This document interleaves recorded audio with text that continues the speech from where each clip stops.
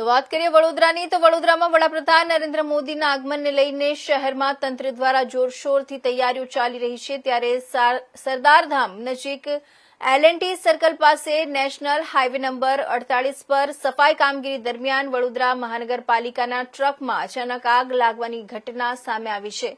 આગ લાગતા થોડા સમય માટે વિસ્તારમાં દોડધામ મચી ગઈ હતી। સદનસીબે કોઈ જાનહાનિ થઈ નથી। વડોદરા શહેરમાં આવનાર દિવસોમાં વડાપ્રધાન નરેન્દ્ર મોદીના આગમનને લઈને તંત્ર એક્શનમાં જોવા મળી રહ્યું છે। એરપોર્ટથી સરદારધામ સુધીના માર્ગો પર સફાઈ અને સુવિધાઓની કામગીરી યુદ્ધના ધોરણે હાથ ધરાઈ રહી છે। તે દરમિયાન સરદારધામ નજીક આવેલા L&T સર્કલ પાસે નેશનલ હાઈવે નંબર 48 પર વડોદરા મહાનગરપાલિકાનું સફાઈ કામગીરીમાં લાગેલો ટ્રક અચાનક આગની લપેટમાં આવી ગયો હતો।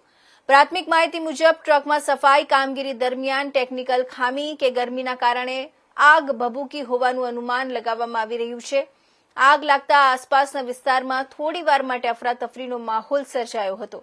ઘટનાની જાણ થતાં ફાયર બ્રિગેડની ટીમ અને પાલિકાના અધિકારીઓ તાત્કાલિક સ્થળ પર દોડી આવ્યા હતા।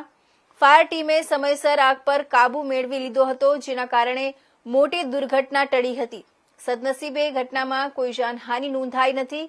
જો કે ટ્રકને નુકસાન પહોંચ્યું હોવાનું જાણવા મળી રહ્યું છે।